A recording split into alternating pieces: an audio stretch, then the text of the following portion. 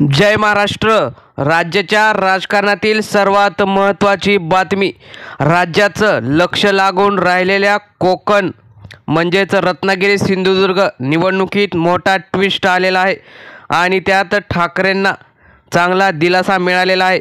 नारायण राणे यांचं पुन्हा पानिपत होणार, कारण 2च दिवसापूर्वी म्हणजेच प्रचार संपायच्या अगोदरच सिंधुदुर्ग आणि रत्नागिरीतील 5,000 कार्यकर्त्यांनी नारायण राणे यांना सोडचिठ्ठी देत विनायक राऊत यांना आपला जाहीर पाठिंबा दिल्याने नारायण राणे यांचे अगदी जवळचे सहकारीसुद्धा यात सामील आहेत।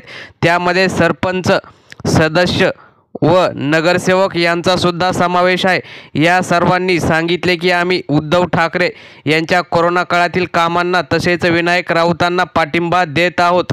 विनायक राऊत हे चांगले आणि कोकणाला शोभेल असे व्यक्तिमत्व आहे। याउलट राणेंचे चिरंजीव, दोन्ही चिरंजीव हे कोकणाचं नाव खराब करत आहेत। त्यामुळे त्यांना जर निवडून दिलं तर पुन्हा एकदा कोकणात तीच दहशतवाद व तोच राजकीय दहशतवाद, दादागिरी चालू होईल। त्यामुळे विनायक राऊत हेच पुढील खासदार असतील असं त्यांनी मत व्यक्त केलं। त्यामुळे नारायण राणेंना मतदानाच्या अगोदर, एक दिवस अगोदर हा सर्वात मोठा धक्का मानला जातो। त्यामुळे नारायण राणे यांचा पराभव निश्चित आहे असं समजलं जातं। तर मित्रांनो, तुम्हाला काय वाटतं, विनायक राऊत आणि नारायण राणे यामध्ये कोण जिंकेल? आपल्या प्रतिक्रिया कमेंटमध्ये नक्की कळवा।